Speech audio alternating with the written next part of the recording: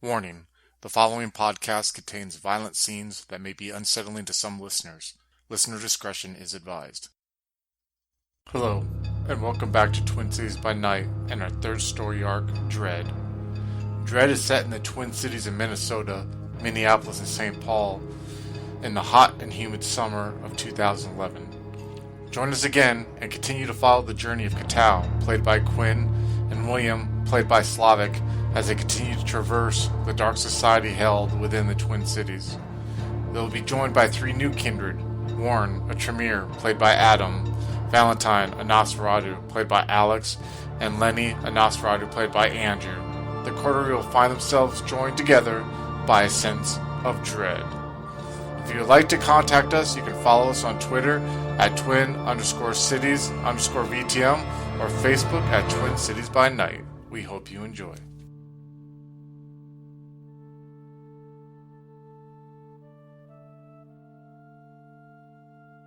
For those of you who are listening to the podcast version, just so you know, the next three chapter podcast you'll be listening to, Alex will not be in there playing Valentine. Unfortunately, he couldn't make it, but he should be coming back after that. So we left off where Katao and William were standing in front of Jonathan's house, and Katao had just gotten off the phone with Carlos, the catif, who no one knows where they're located at right now, and William just had a disturbing phone call from his ghoul, David, and William had told David that he wanted him to meet him at a remote area of the city called the Mill District. What the Mill District is, it's in kind of northeastern Minneapolis. It's along the Mississippi River, and it's where flour, which used to be the number one product that the Twin Cities was known for back in the 40s, they had all these different mills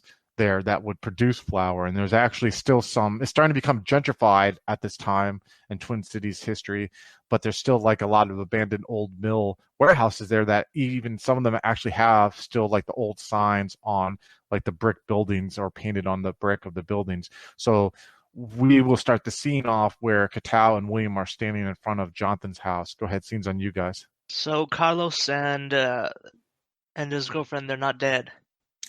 I suppose that's good news then. Yeah, I told them that honestly the best way to survive is to just we have to introduce them to the others.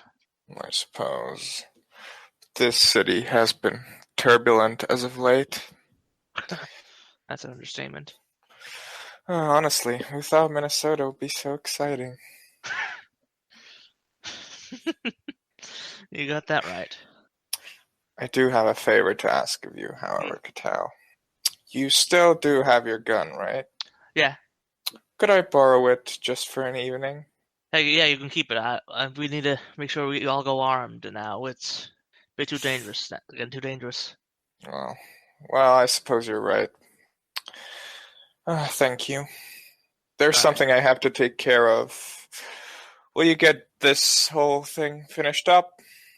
I'll try to see what I can do. Just call me later. Yeah, will do. Goodbye. Bye. I have something for you, Quinn, before you get into your car and leave. But William, you're getting into your car and you're taking off to go towards the Mill District to meet with David? Uh-huh. Okay. We'll say that you chose one random. We'll talk about that when we get to your scene. I just want to handle Katao at this moment.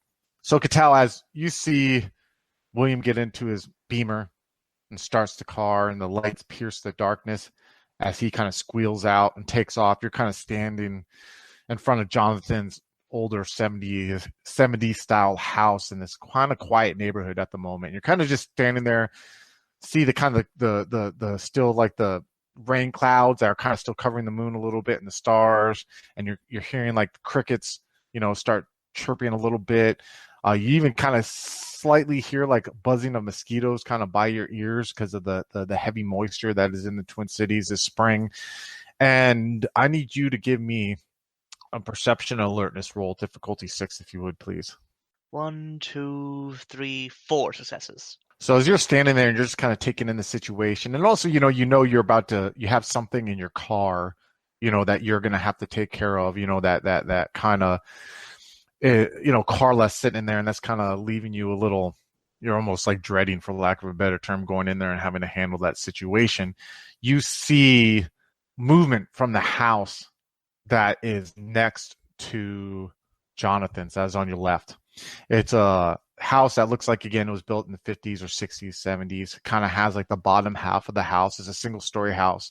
The bottom half of the like wall is brick, and the top part, it almost looks like it has a wood planking, like a dark mahogany wood kind of color. It looks that way in the dark. And you see that there's like a big picture window in the front yard, but the window that you see movement coming from is kind of like a side window on the side of the house. It looks like it might be like a window that's in a bedroom or something to that extent. You see these like very heavy curtains that are hanging, but when you kind of catch out the corner of your eye, you see that they're open a little bit. And the only reason that you caught that they were open a little bit wasn't because of light that was within, but it was because the darkness of them opening the curtains kind of contrasted against the light mustard kind of color of the curtains. And as you kind of look, you see that the shape and face of an older lady almost that is peeping through. And as soon as you kind of like look in that direction, you see that it closes real quickly. And you notice you're able to see that when they close, that you look at Jonathan's house and you look at that window, that this window kind of faces the front of Jonathan's house. Like it had a bird's eye view of stuff that went in there or anything like that. That's not good. Oh. I quickly ring up William. William, as you're driving down towards the Mill District with this pistol sitting in the passenger seat that you borrowed from Katao, you hear the Bluetooth notification ring in your car that you are receiving a call from him. Yes, Katao? There's one of Jonathan's neighbors was peeping in on us, and I don't know how much they saw, what they've seen. I don't know. Quite honestly, when you get a chance, you should swing by and see what she knows. I don't know how to deal with this. I'm not like, I can't make people talk to people like you and Chase could. Acknowledged, but do remember that I can't make people forget things. I'll just see what she knows, and if necessary, we'll have to deal with her. Well, yeah, but at least if we do, what else is there? Well, just one more problem to add to the pile. Yes. One more. Anyway, I really have to do this, so you do whatever. I'm going to the Hammerheads, and we need to talk to the sheriff. We might need to get some more information. Well, goodbye. See, Boop. As you press the button on your steering wheel to release the call, disconnect the phone from your Bluetooth, William, you put your hands on the wheel again and you continue to drive. You go downtown and you're passing like kind of people walking along the sidewalk and the street lights are illuminating. And eventually you find yourself kind of going by some new restaurants that are open, some smaller gentrified joints, that kind of maybe that you recall visiting something similar in the 80s when food and restaurants were the trend and trying to get into the hot new restaurant and locales and being on waiting lists. But slowly you start passing those and you kind of can smell the algae because your windows are down and maybe even your sunroof is open a little bit on top. And you can kind of start smelling like the algae and the life of the Mississippi River that kind of flows at a steady rate past this area that is called the Mill District. And eventually you start steering your car into streets that aren't as well lit as the streets you were just traversing. And soon you find that surrounding these roads are these buildings that are made of brick that are multiple stories high. And as you look upon these buildings, you see like old faded paint signs that identified one flower company or another, while these were all the rage and were institutions that created wealth and profit for a lot of people in the Twin Cities in the 40s and then the 50s.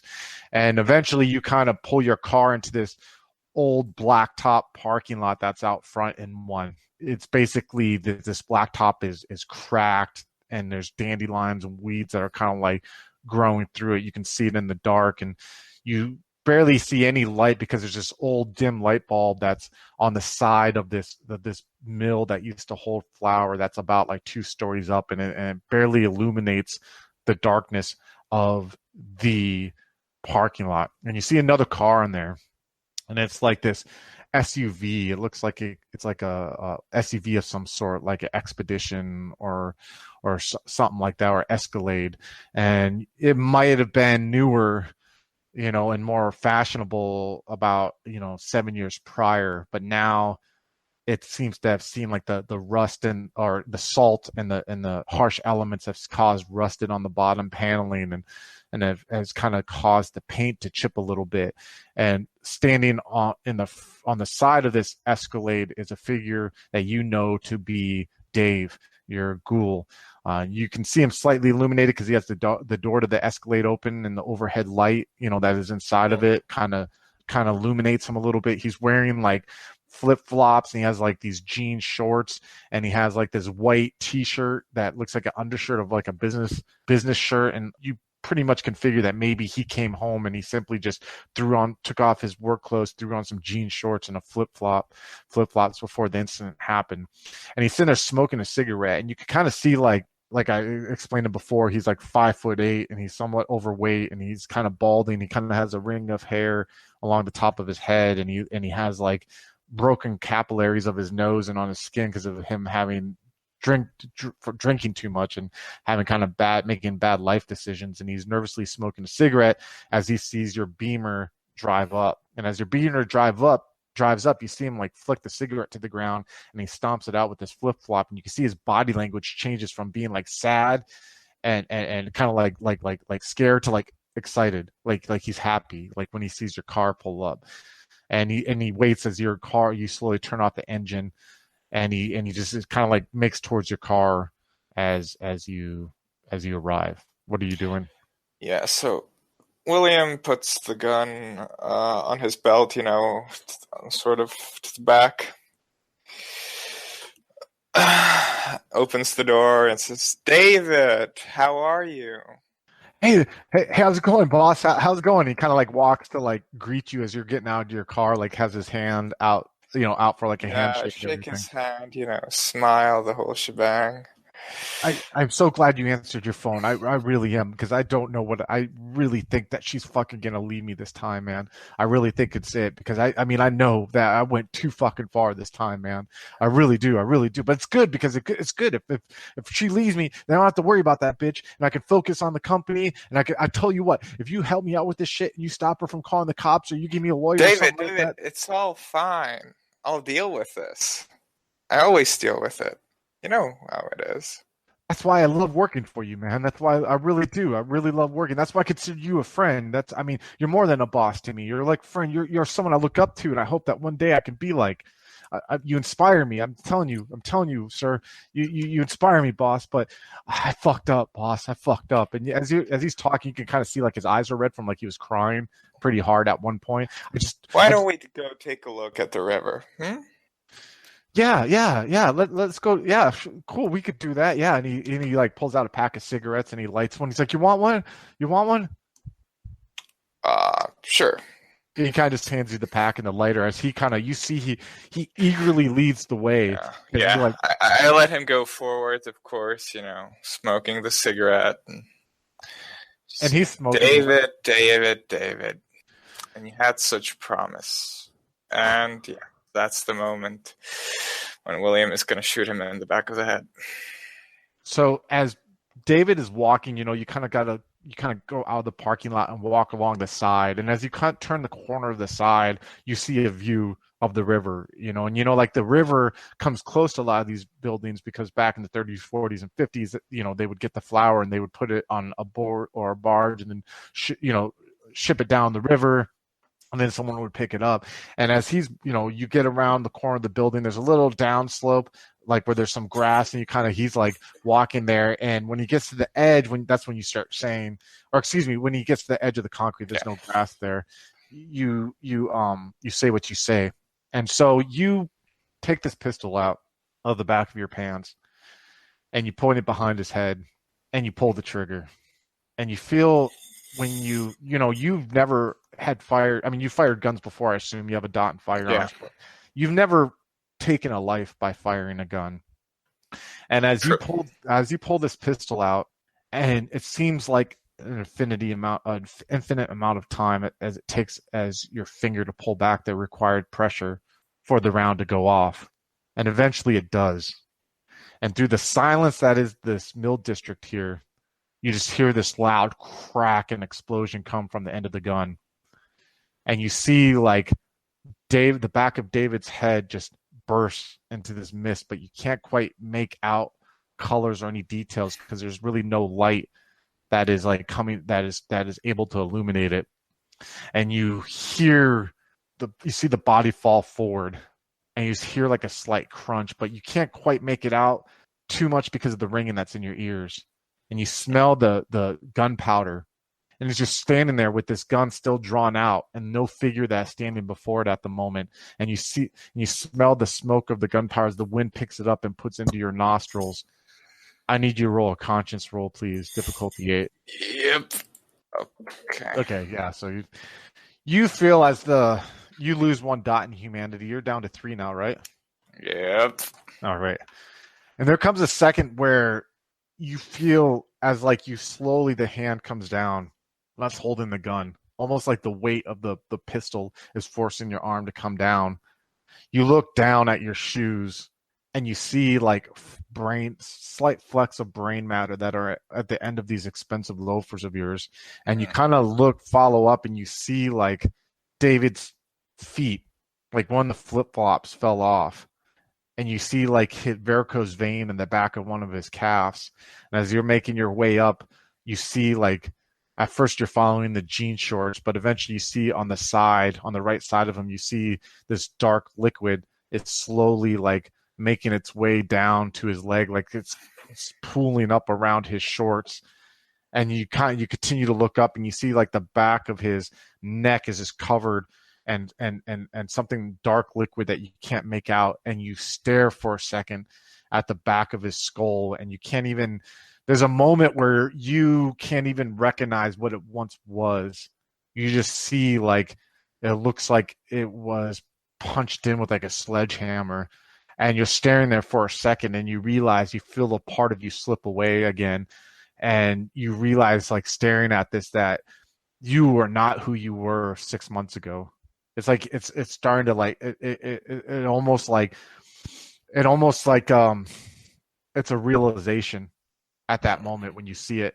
And as you slowly look up from what you see from the back of his head, and you look at the river inside your head, you hear in the very back of your consciousness the ocean again, and you hear the slight cascading. So as William hears this ocean, he takes one final drag from the cigarette and throws it after the body into the river. Exhales and just goes back to his car. He leaves the body sitting there on the by the river there. Well, I guess he threw it into the river and I guess.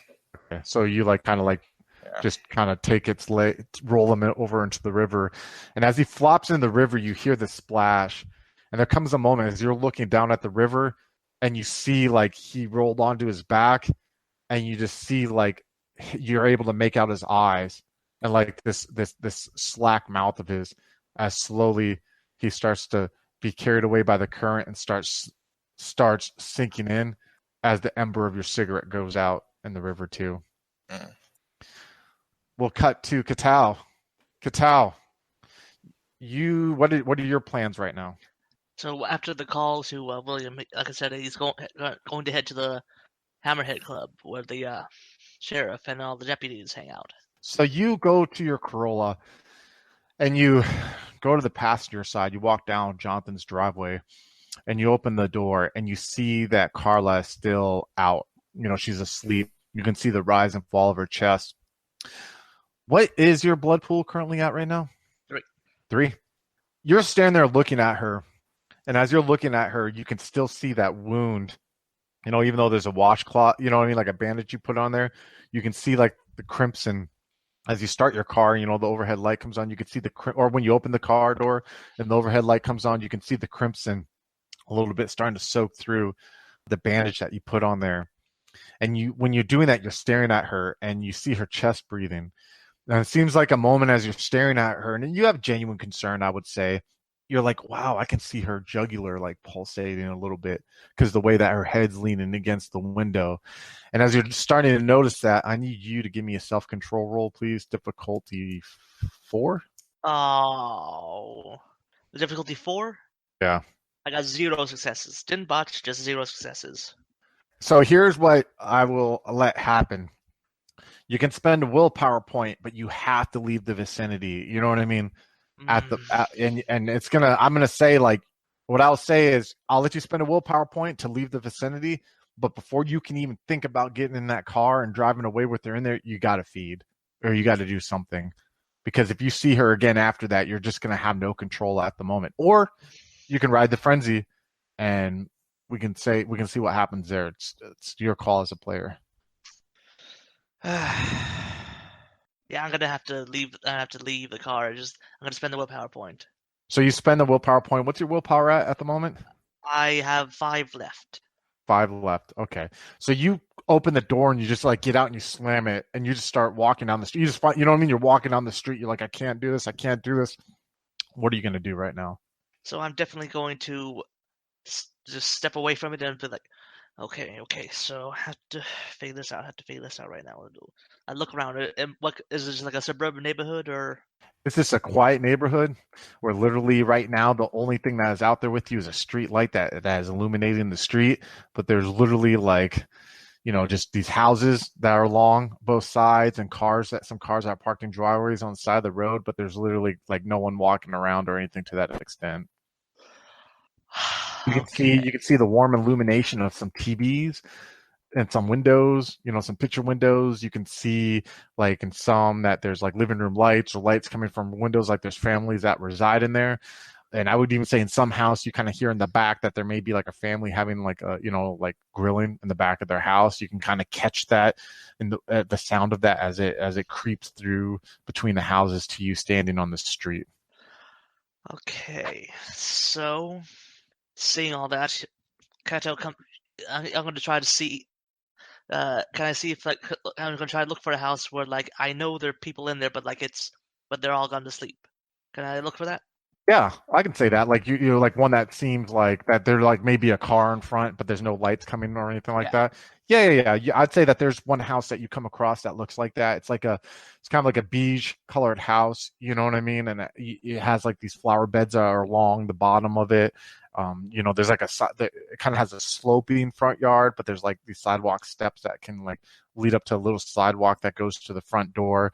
You see that there's like this minivan that's parked in the front that looks like it may be like 8 to 10 years old. And as you walk up to it, you look and you can kind of just see this house, and there's really no noise coming from the house. You see the lights are off. You see the front light, front door light is on, but you don't see any light that's in the window or anything like that. All right. Can I see if I can find a way to like a window or something that will let me get into the house, but without with minimizing as much chance as someone else like looking in on me? You can try to go around to the backyard if you can. I mean, like, you walk to the side of the house and there's actually like a wooden fence, but like you check the latch and you can hear like the latch creak open and you're able to like, you know what I mean, go into the backyard if you can. Yeah, I'm gonna do that. So you do that and you walk on the side of this house to the backyard, and as you're walking by like a dump truck. You know what I mean? Some toys that looks like a toddler has. You get to the backyard and there's like this rusted metallic swing set, that's sitting back that looks like the elements and the snow have just like taken its toll on it. And you get to the back and you kind of like see that there is like a sliding back door, you know what I mean? Like a screen door.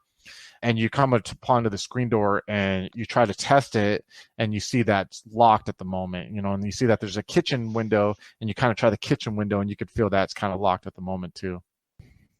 So can I see if I can sort of like unlock the kitchen window without making too much noise, or? I would say that the most ability, you could try the kitchen window, but as a storyteller, I would say the one that would probably give you the least amount of noise if you were to try to go through it, if you were successful, would be like the sliding glass door in the back. All right. Let's go ahead and give me say that it would be a dexterity and security roll, difficulty 8. Of course, I don't have anything in security. And so if you don't have anything in security, what's one security? Security is It's a skill. skill. So that just is a +1, right? So it's a +1 difficulty. So 9, difficulty 9. So I'm definitely gonna have to spend another willpower point for this. Okay, go ahead. Below the willpower. Do you still want to roll Yeah. just to see what you get? Okay.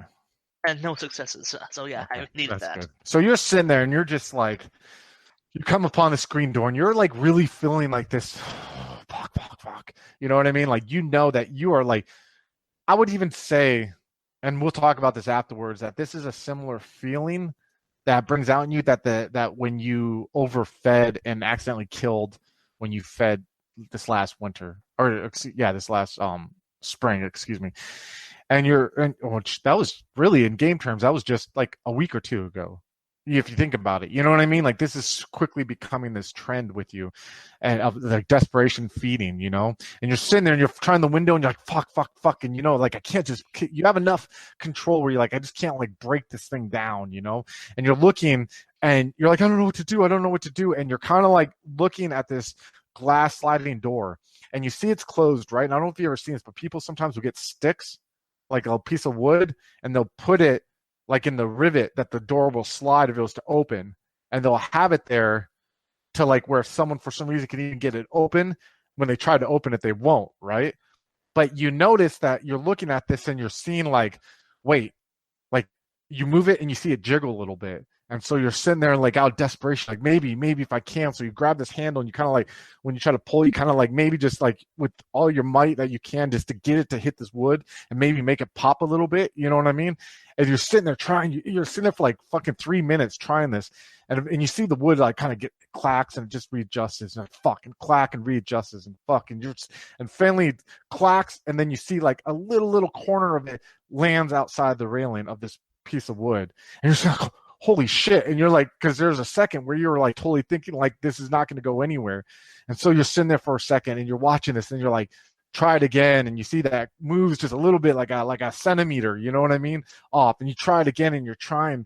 And eventually you get this wood to fall like to where the piece that's against the closed door, not against the other end, comes off. And you're like, okay, now I got to figure out how to open this door. And as you go to like see if you could do that, you realize that they didn't lock the other side of the door, that they were just relying on this stick.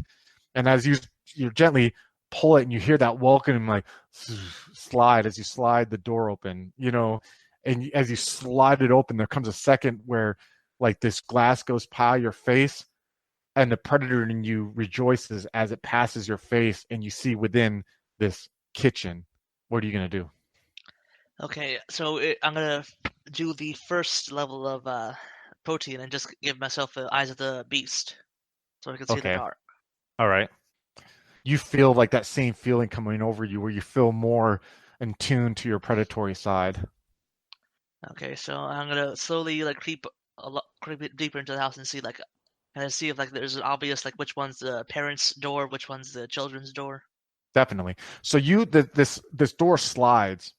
And when you slide in the door open, you realize you're stepping into this small dining area that has an attached kitchen to the left. Mm-hmm. Like, you slide it, and there's like literally like a dining room table there. And you step in, and you look, and you see, and you can kind of feel the floors and carpet. You can feel that it's like this wood laminate to look like it's made of wood.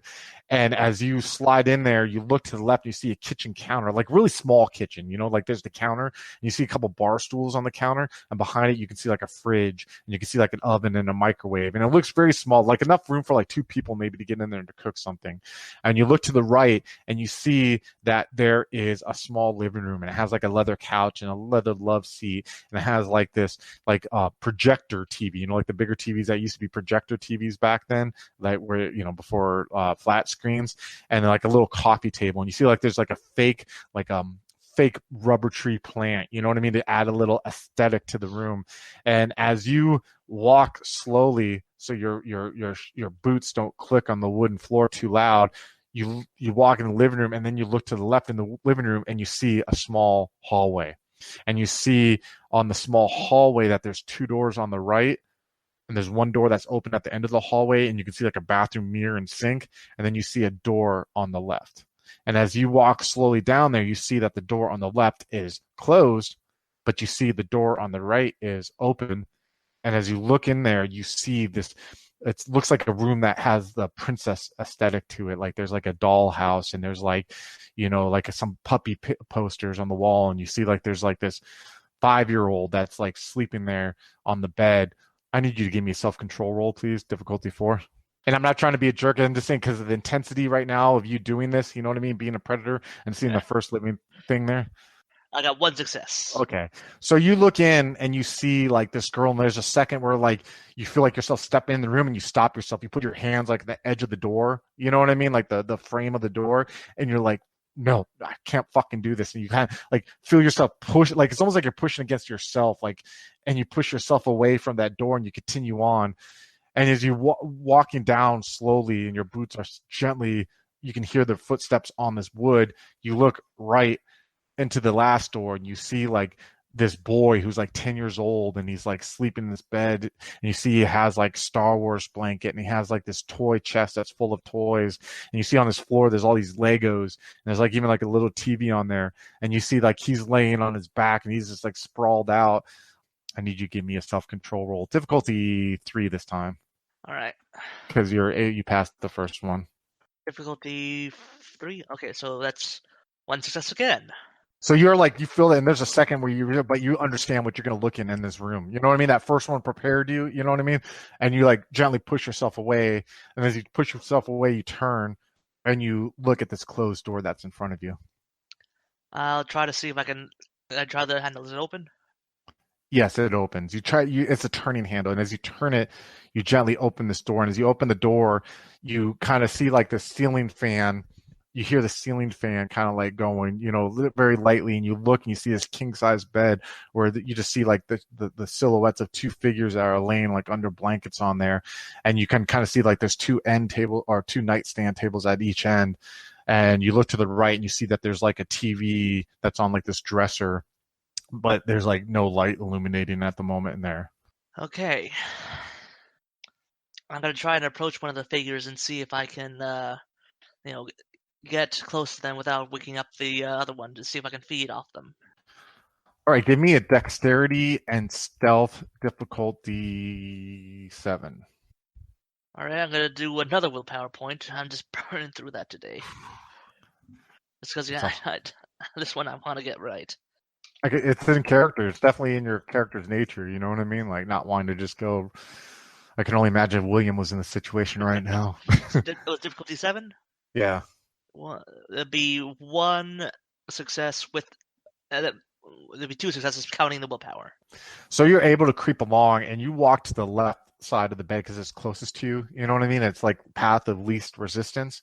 And as you creep along, you look and you see like there's this figure. He's kind of like in the fetal position almost, but his face is facing where you're at. So right now you're like literally like looking down on him, and you can see like you can kind of make out that he has like shorter hair, and you can kind of see like maybe like a week's worth of beard growth. He's a Caucasian guy. You can kind of he has the blankets around him, but you can see his neck and right now you're like literally like can smell right now his breath that is coming out of his mouth, because he's gently like breathing out of his mouth, and smells like like some morning breath in a way. And you can kind of like, but when you smell that, you start looking and you see his jugular just start pulsating. What are you going to do? I'm going to have to feed. All right. So I feel kind, and I'll let you like feed you gently. I'll let you feed off him. Before I describe the scene, how many points are you taking? Tell me that first.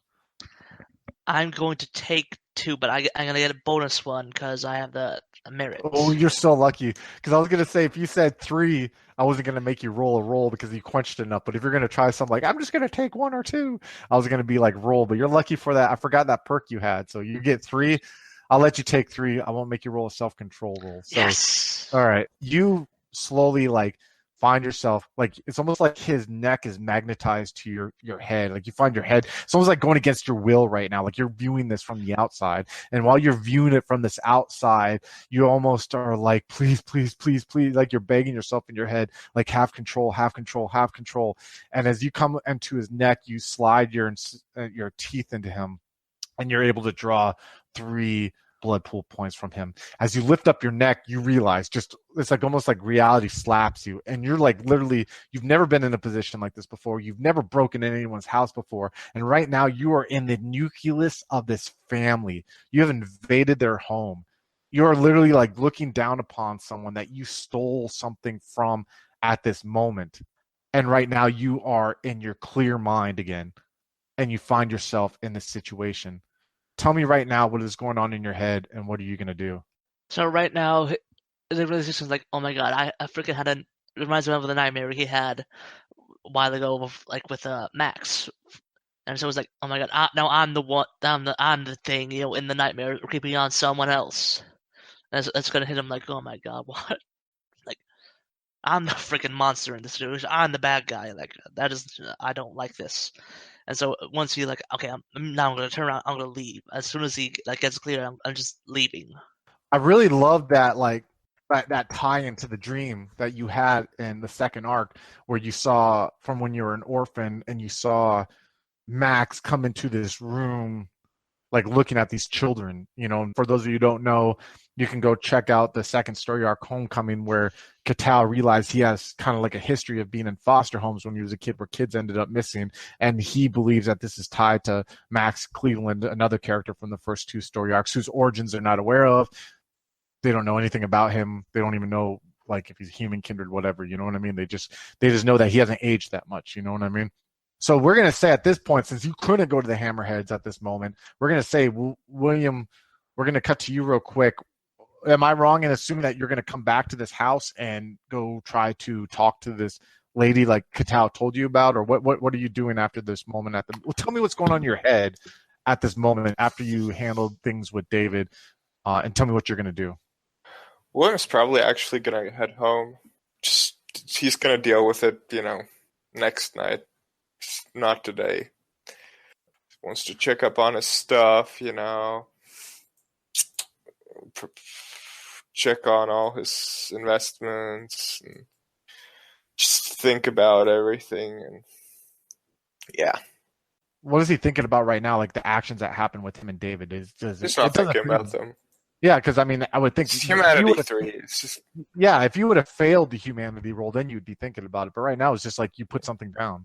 You put something down that you thought would be an investment into what your plans were, and it didn't end up being that. And now it had to be put out of commission because it was causing you more harm than it was good.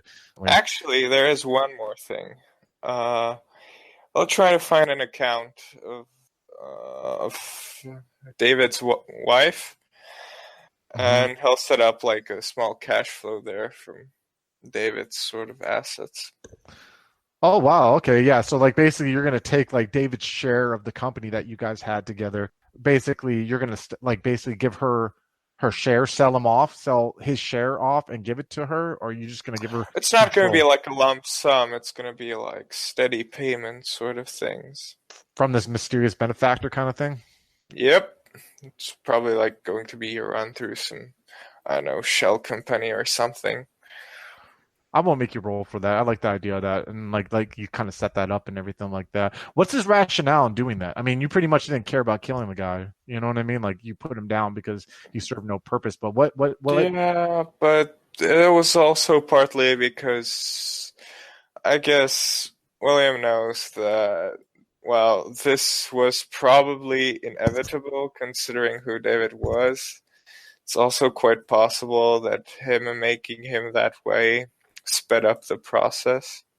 Oh, so he feels a little guilt for being responsible for how David ended up. Definitely. Oh, I like that. So that he doesn't feel bad for David because he was who he was.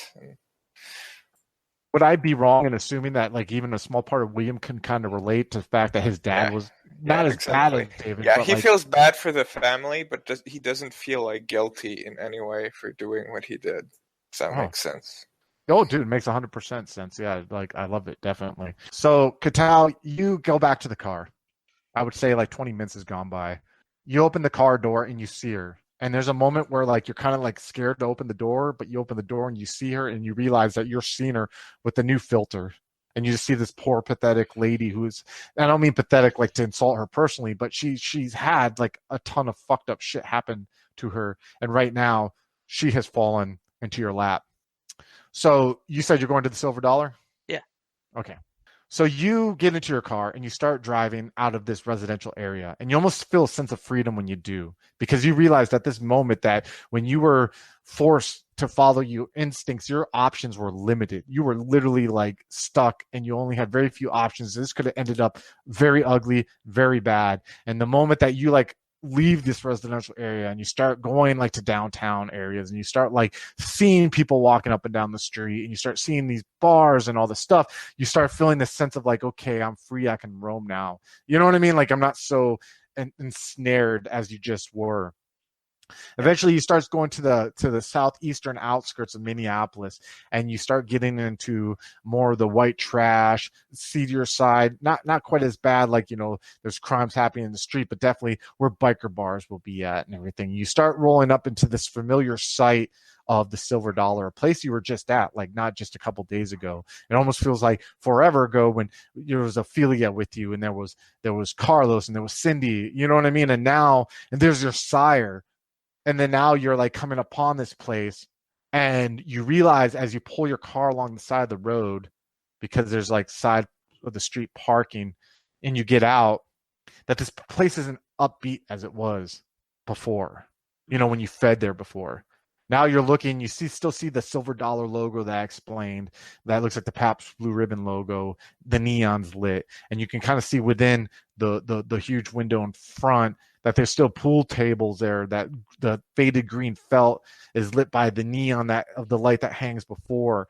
But you look in there and you don't see like these females who look like they've been drugged through by life, you know what I mean? And have had the worst happen to them. You kind of realize that it's like there's only a few people in there.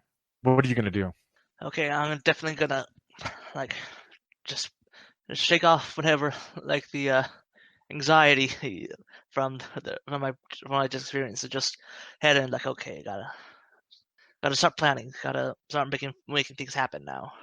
Are you going to leave Carla in the car? Is she awake? Oh, she's still out. She's like still asleep there. I consider it for a moment. Like I think it's best for right now just to leave her there, just because it'd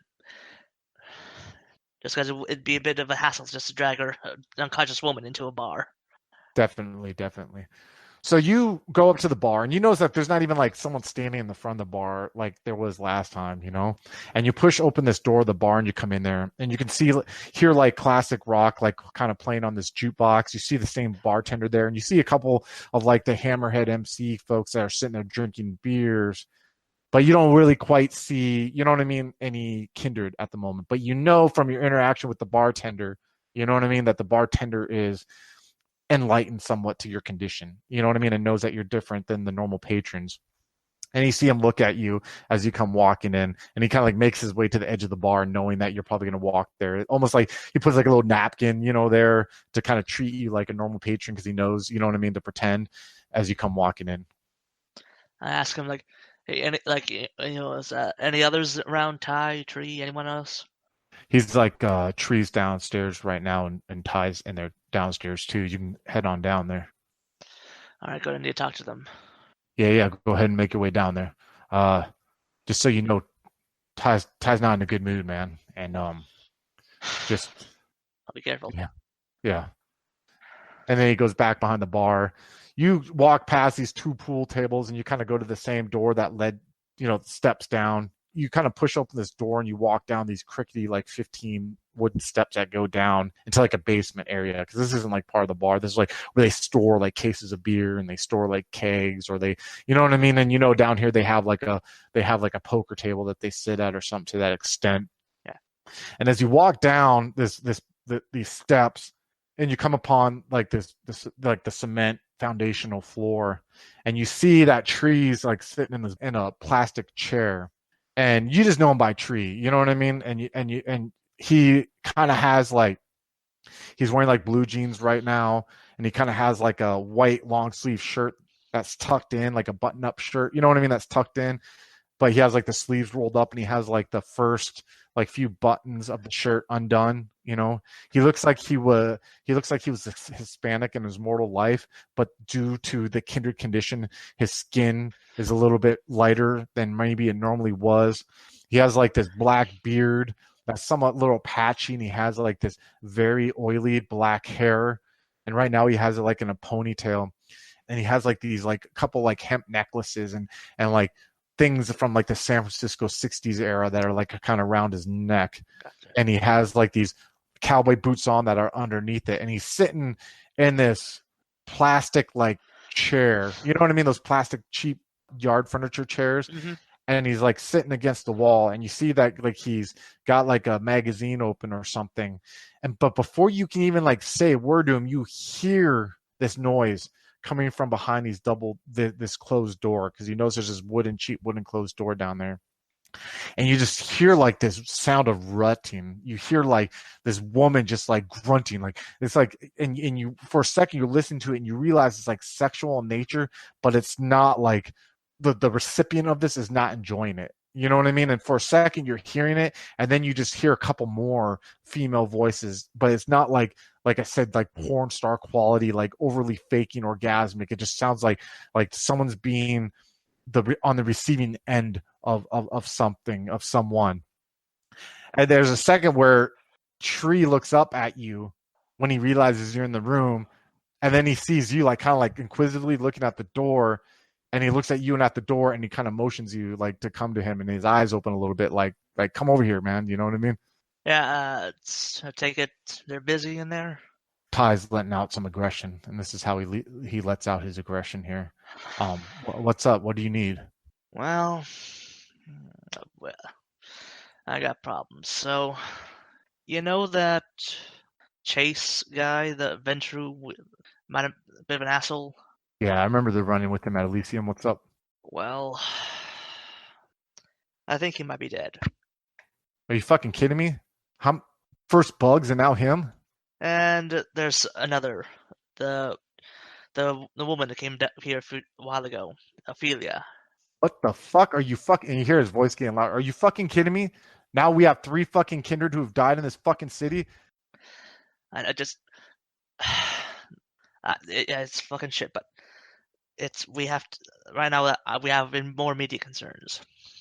And as you say more immediate concerns, you hear the door open from the side of you.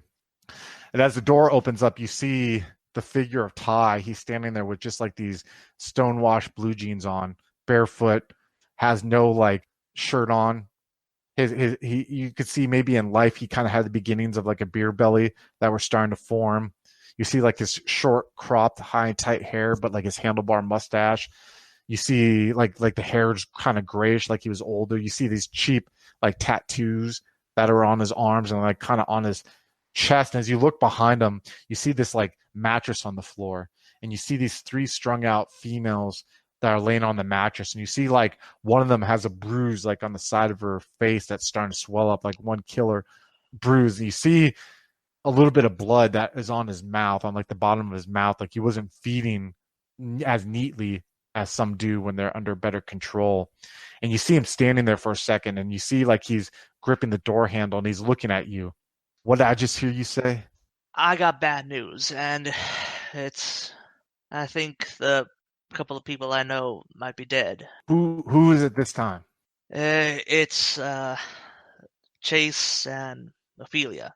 Tree, grab your shit. We got somewhere to go. He's like, you, and he steps out the room. You can have some of that shit if you want. Wait. I need someone. I need just something to go on. I got Chase's. He gave her some blood, but now she's remembering stuff. She might know too much about. Boy, I gives a fuck about someone's bitch. Do I look like a fucking babysitter to you? You don't think I got enough shit to worry about right now? You should be more concerned about your sire's fucking death than some stupid fucking broad. That was a plaything of your fucking goddamn Venture pal there. Figure your shit out, boy. I ain't got no time for this shit. You understand? I got even for Bugs. You see him stop for a second. What do you mean you got even for him? I'm saying I found the guy who killed him, and he's dead now. Who fucking killed him? Shouldn't have come here. Some whacked out crazy guy from one of the Malkavians. There, that old Scourge crazy woman that came back. She made some new ones. You see him for a second, like he can't even think of something to say. What do you want? What do you want me to do this bitch that you're talking about? She's dead too. What do you want me to do with the bitch that you said you had from that venture? Okay, so I just need some place to stash her so that she doesn't go, I don't know, blabbing off to someone. Maybe we can see if we can give it to one of the other Venture people. Fine, listen. You can keep the bitch here. I don't give a shit. I gotta go though. Okay. And you see him turn around. He's like, "Come on, let's go. You need to call face." And as they start walking up the stairs, and as you see him, this is like a storm of like, you know what I mean? You're sitting there like caught up in all this. You never expected to tell him about any of the shit that happened, you know. And he's like heading up the stairs, and as he's heading up, you look in this room, and you just see like two of the chicks like putting on their clothes, and you see the one who has like the killer bruise on the side of her face is just out snoring. And what are you gonna do? At that point, I'm just looking back and like, this is not a good night. Then I'm gonna like go back up the stairs and see if I can sort of like bring Carla down here and without too much trouble. We'll just kind of say that you're able to get Carla out, and that the bartender, you know what I mean? Who, by the way, this bartender has tons of experience working with females who have OD'd, who have been in precarious situations, you know what I mean? And he kind of like helps her out of the car, and he looks at her forehead, and you can see like he's genuinely like feels taken aback by what he sees, you know, as he gently brings her into there and leaves you on your own. Hello, folks. Have you ever wished you could have an easy way to find gameplay videos and podcasts, or just media in general that deals with your favorite White Wolf role-playing games? Or have you ever wished you could find a forum to share gameplay that you have recorded, one which wouldn't be drowned out by random posts and discussion, so that your media could get the attention you want? Well, we have the answer for you in a Facebook group we run called White Wolf RPGs Gameplay and Media. The group is specifically ran with the sole intent of it being a one-stop shop for people to view or share media involving the games we all love. We take thorough steps to ensure the page does not become cluttered and is easy to traverse. We are currently over 1,000 members strong, and we are continuing to rapidly grow, with new media being shared every day. Stop on by. We hope to see you there. High Level Games, the industry's first choice in taking your games to the next level. We are a podcast blog and new media network at highlevelgames.ca. We have blog posts about all of your favorite games going up 5 days a week, and a podcasting network with actual plays and shows that discuss role-playing games, with more rolling out all the time. We are on iTunes, Twitch, and YouTube. Find out more information at highlevelgames.ca, a site that certainly isn't controlled by a shadowy board of directors of otherworldly origin. That's highlevelgames.ca. Please, help. They're coming.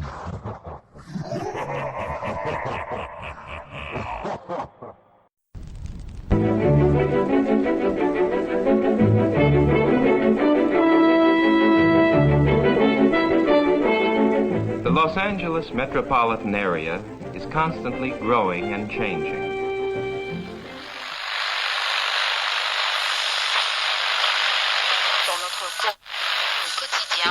The Central District is full of new buildings. The Hollywood and Wilshire districts, once far from downtown, now are part of a which spreads past Beverly Hills and out to the ocean.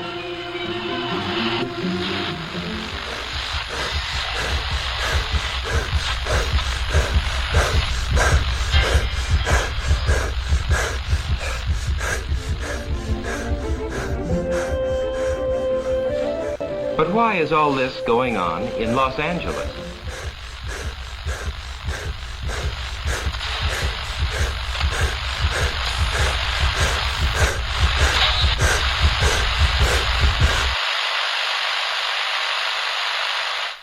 Why is Los Angeles an exploding city?